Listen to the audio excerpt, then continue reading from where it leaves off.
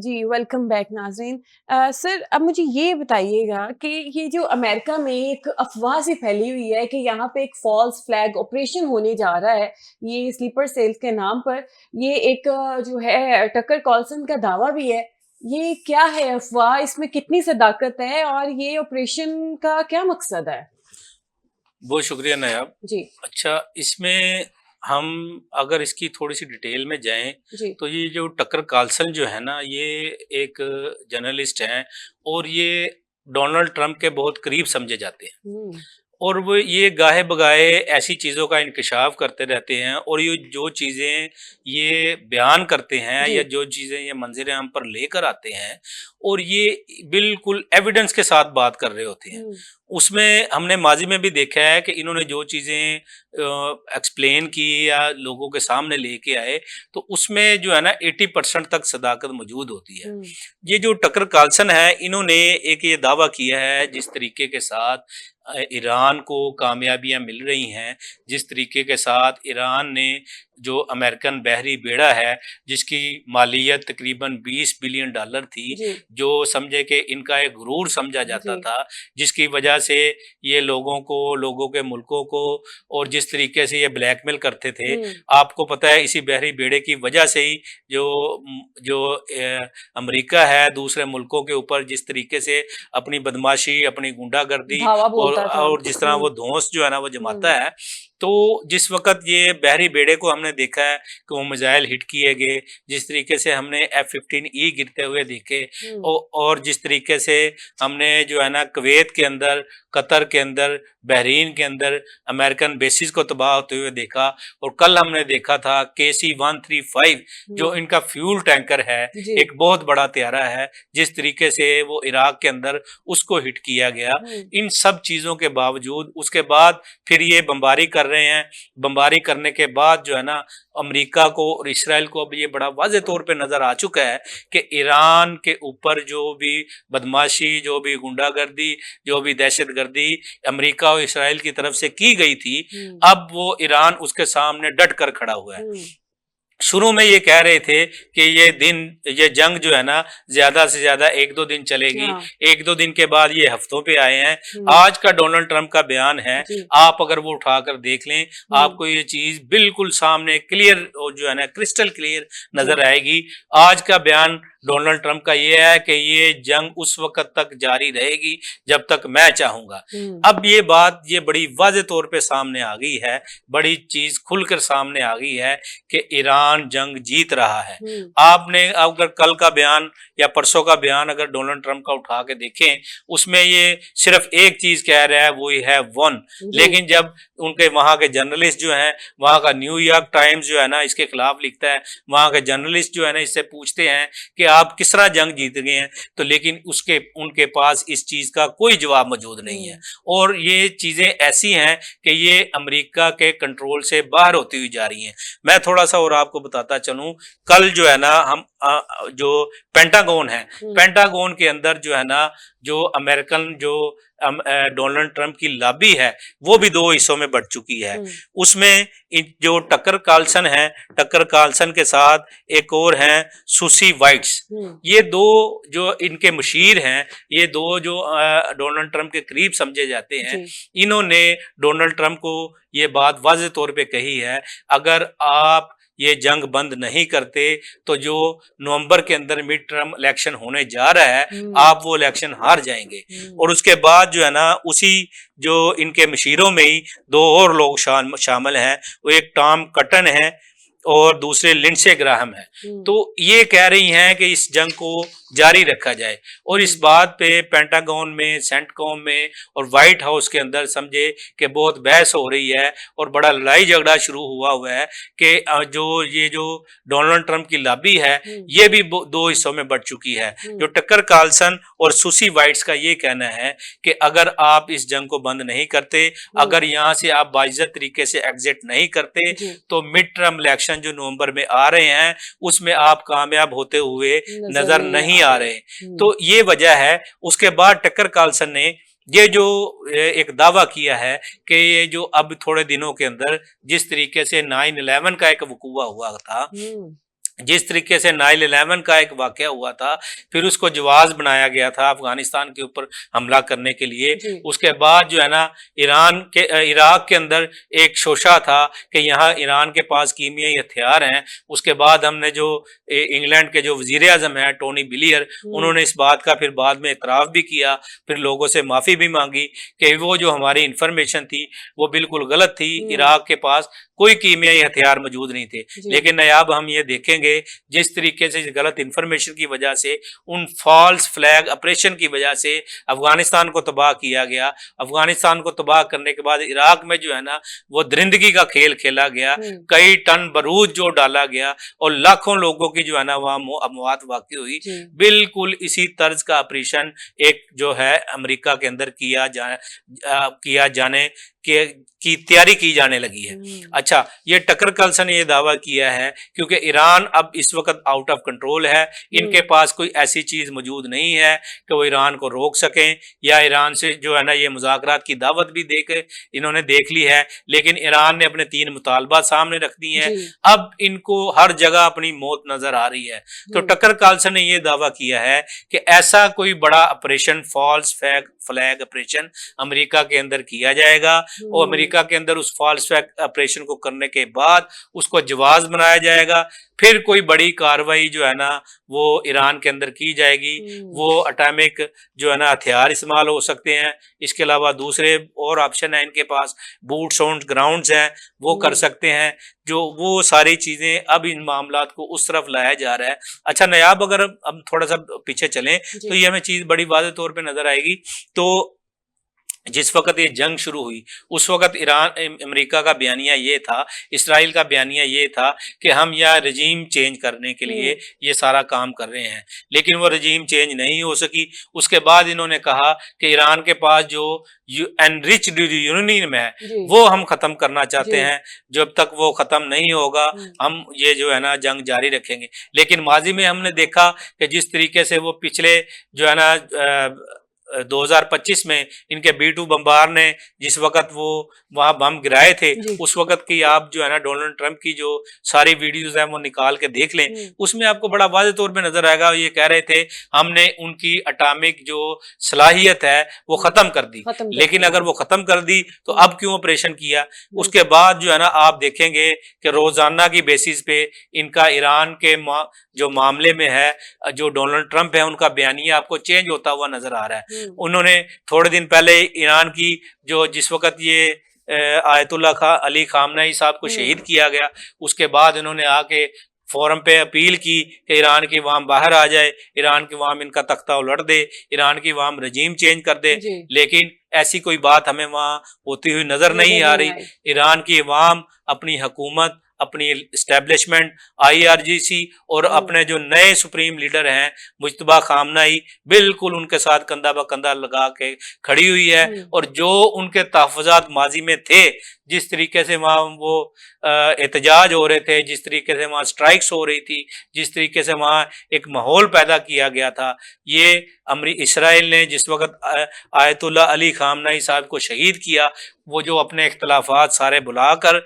America और Israel की वजह से ईरान की कौम, ईरान की फ़ौज, IRGC और ईरान की जो सुप्रीम लीडरशिप है, वो जी। यकजान हो चुकी है। बिल्कुल, यकदम।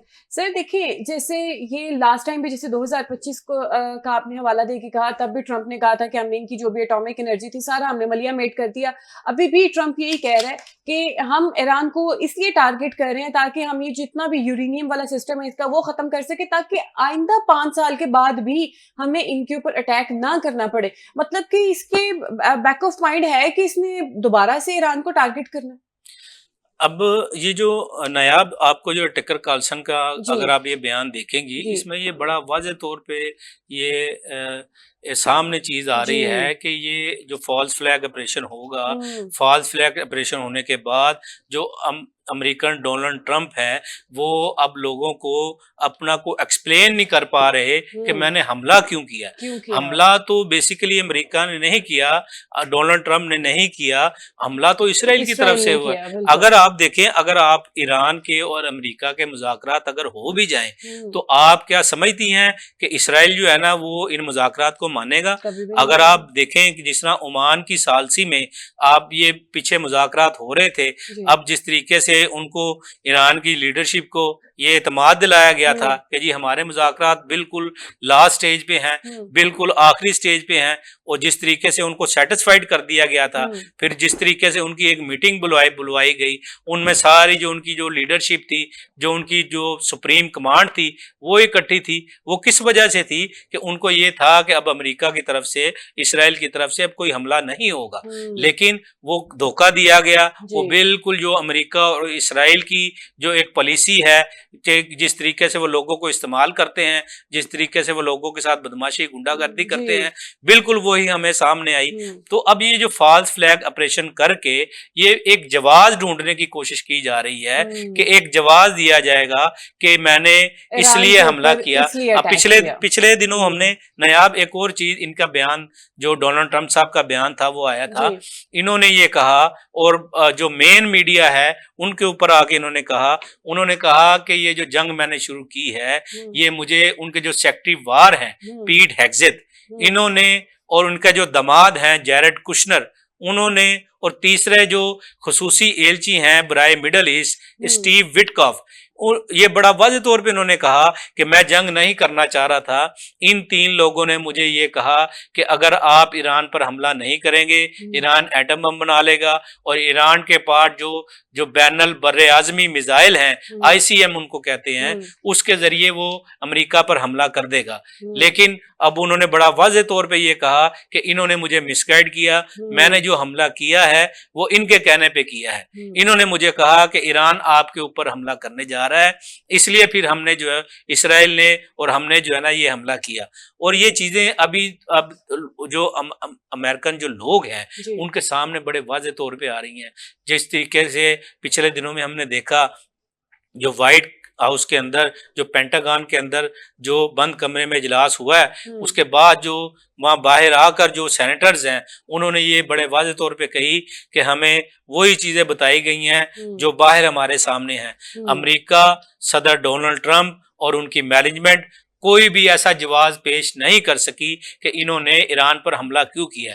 तो ये अब जो मौजूदा फॉल्स फ्लैग ऑपरेशन की बात की जा रही है, जो टकर कार्लसन की तरफ से आई है, ये सिर्फ एक जवाब, एक हमदर्दी ढूंढने की कोशिश की जा रही है और अपने बयानिए को सच्चा साबित करने की कोशिश की जा रही है कि जो अमेरिका के अंदर ईरान के स्लीपर सेल्स हैं, इनकी तरफ से अमेरिका के ऊपर कोई बहुत बड़ा हमला किया जा सकता है। क्या आपकी इंटेलिजेंस इतनी जो है ना वो बिल्कुल समझे कि लोअर लेवल पे चली गई है? आपको अमेरिका के अंदर उनके स्लीपर सेल्स का पता नहीं चल रहा? यहाँ आपको पता चल गया था कि आयतुल्लाह अली खामनेई और उनकी सुप्रीम लीडरशिप कौन से कमरे में बैठी हुई है, कौन सी जगह बैठी हुई है। आपकी वो पिन पॉइंट एक्यूरेसी से आपने जो है ना उनको हिट किया। क्या आपकी इंटेलिजेंस, आपकी हुकूमत और आपके लोग इतने कमजोर हो चुके हैं, आपको ये नहीं पता चल रहा कि ईरान के स्लीपर सेल्स आपके अमेरिका के अंदर कहां मौजूद है? ये नायाब सिर्फ एक प्लानिंग है, और एक प्लानिंग है जिस तरीके से जापान के ऊपर जो एटम बम गिराया गया था, उसके बाद जापान को टेक ओवर किया गया, जापान को उन्होंने प्रोटेक्शन शील्ड दी। तो ये सारी चीजें एक प्लानिंग के तहत हो रही हैं। मेरे ख्याल में अब ये किसी बड़े साने की तरफ लेकर जाना चाह रहे हैं, लेकिन उससे पहले एक जवाब ढूंढना चाहते हैं, लोगों को मुतमिन करना चाहते हैं, लोगों को बताना चाहते हैं कि अगर हम ईरान के ऊपर अगर हम एटम बम गिरा दे तो उसकी वजह क्या है। ये अपनी सालमियत का खतरे का ढोंग रचाएंगे, ये एक फॉल्स फ्लैग ऑपरेशन करेंगे। लेकिन जिस तरीके के साथ नायाब हमने देखा है, ईरान फतूहात और कामयाबियां समेटते जा रहा है, तो वो मेरे ख्याल में इस काम करने से पहले, फॉल्स फ्लैग ऑपरेशन से पहले इनको बहुत सारी चीजें सोचनी पड़ेंगी। सर ये तो वही बात है कि एक हमाकत इन्होंने कर ली है, दूसरी हमाकत करने जा रहे हैं। खैर सर, अफवाहें हैं कि नेतन्याहू जो है वो जहन्नम वासिल हो चुका है। सर इसमें कितनी सदाकत है? क्या ये सच में जो है जहन्नम वासिल हो चुका है? क्या ये खुशखबरी हम सुना दे लोगों को? असल में नायाब पिछले अगर आप 10 दिन से जी। देखें तो 2 तारीख के बाद से नेतन्याहू मंजर-ए-आम से गायब है। हुँ, आप ये सोच सकती हैं कि इतनी बड़ी जब जंग लड़ी जा रही जी। हो, इतने उनके लोग मर रहे हों, आप देखेंगे तिल अबीब की ईरान ने ईंट से ईंट बजा दी है हुँ, और आप ये इसको आप क्या आप सोच सकती हैं कि ऐसे हालात में, ऐसे कंडीशन में कि नेतन्याहू जो है वो आप कह सकती हैं कि मंजर-ए-आम पर ना आए। हुँ, 2 तारीख को जब वो अटैक हुआ, उस वक़्त की जो इन्फॉर्मेशन आ रही है, उसके बाद इन्होंने परसों एक वीडियो जो है ना वो जारी की, जी। जिसके अंदर नेतन्याहू बड़े गुस्से में था और जो है ना वो खिताब कर रहा था, लेकिन वो किसी पब्लिक में खिताब नहीं था, वो एक हुँ, बंद कमरे का खिताब था या किसी लोगों के सामने वो मंजर-ए-आम पर नहीं आया। हुँ, लेकिन उस वीडियो के दौरान इनकी चालाकी, इनकी नाअहली, आपको पता है आजकल जो दौर है वो बड़ा टेक्नोलॉजी का दौर है। अगर अमेरिका के पास टेक्नोलॉजी है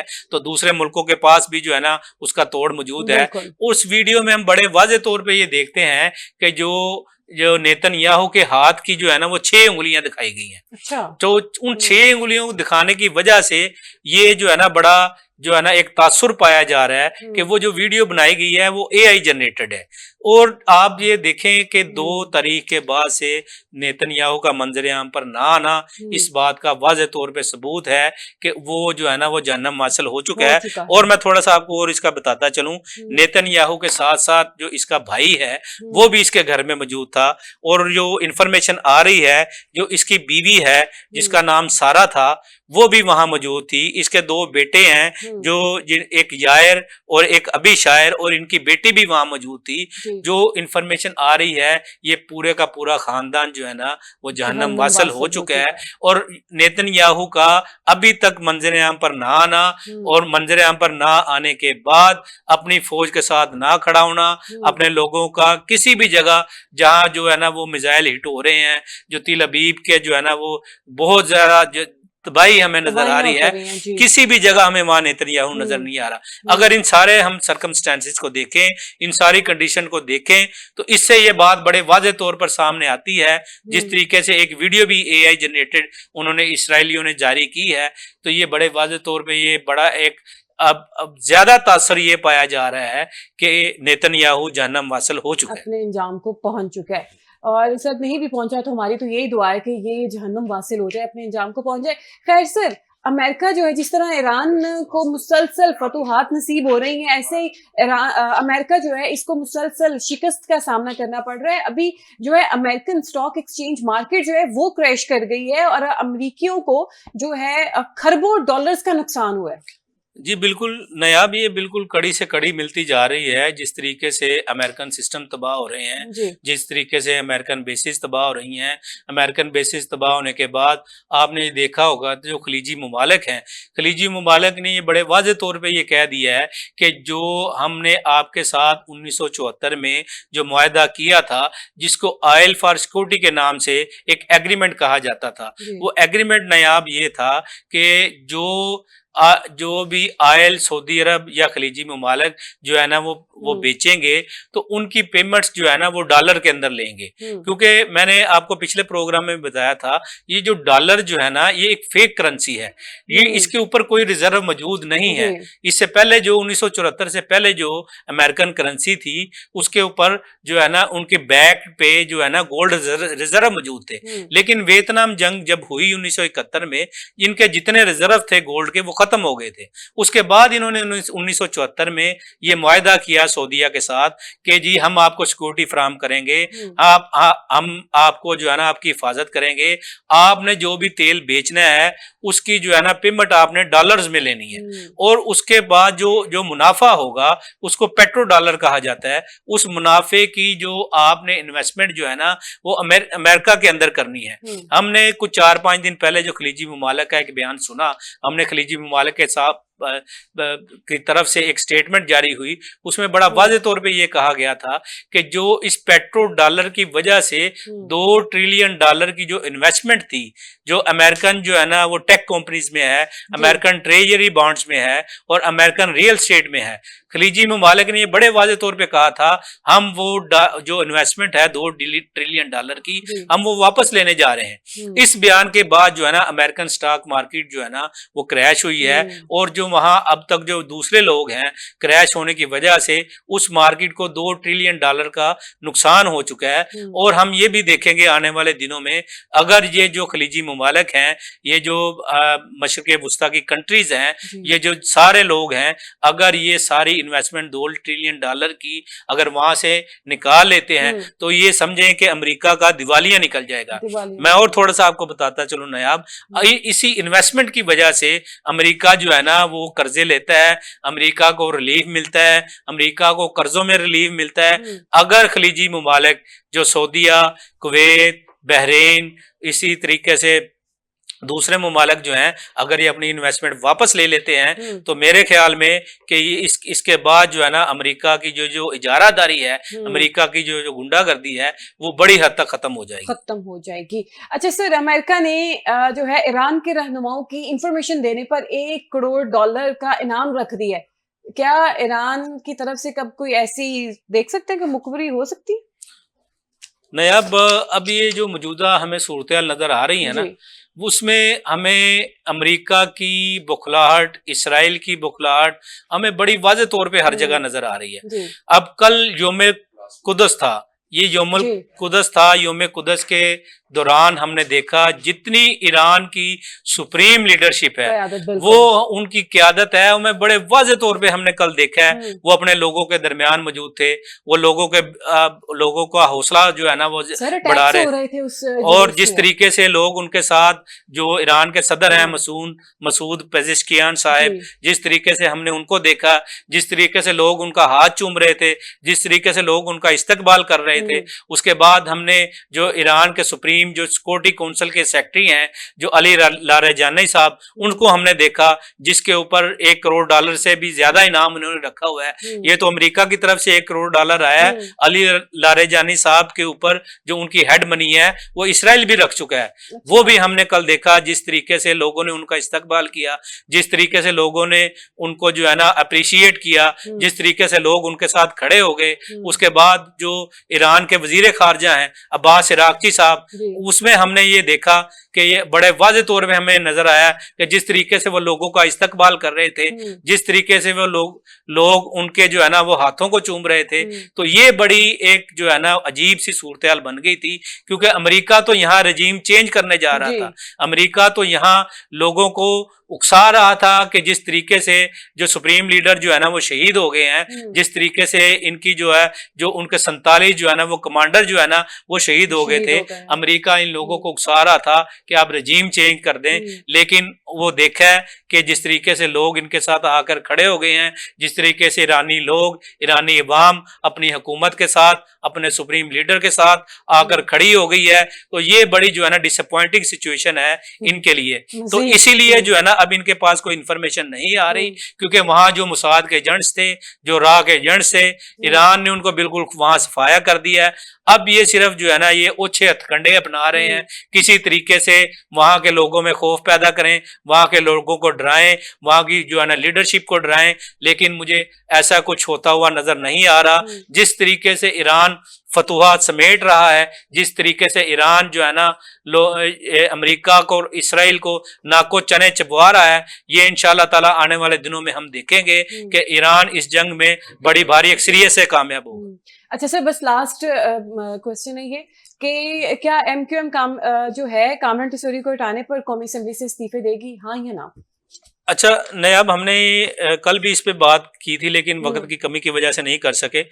जो गवर्नर सिंध है कामरान टसोरी साहब, जी। इन्होंने जो गुल प्लाजा के ऊपर जो बयान दिए थे, जिस तरह हुकूमत सिंध को आड़े हाथों लिया था, ये उसकी वजह से जिस तरीके से सिंध हुकूमत के साथ इनकी जो है ना कशीदगी चली आ रही थी, या सिंध हुकूमत को जो है ना वफाक कराची को वफाक के जो है ना मातहत करना चाहते थे, वफाक के अंडर देना चाहते थे, इन बयानात की वजह से इस वजह से जो है ना वो सिंध हुकूमत ने नून लीग के साथ मिल के इनको जो है ना बिल्कुल जो है ना रास्ते से जो है ना हटा दिया है। लेकिन जो मौजूदा जो सूरत हाल नजर आ रही है, तो ये मेरा ख्याल जो नून लीग की, पीपल्स पार्टी की और जो MQM की रजामंदी से हुआ है।